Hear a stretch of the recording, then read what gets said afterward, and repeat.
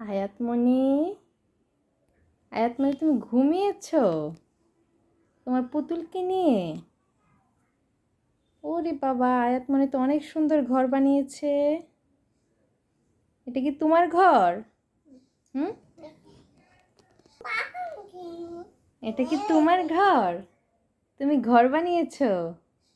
হুম,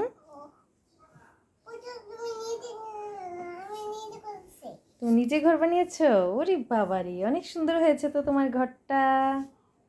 কে কে আয়াতমণির মতো এত সুন্দর ঘর বানাতে পারে?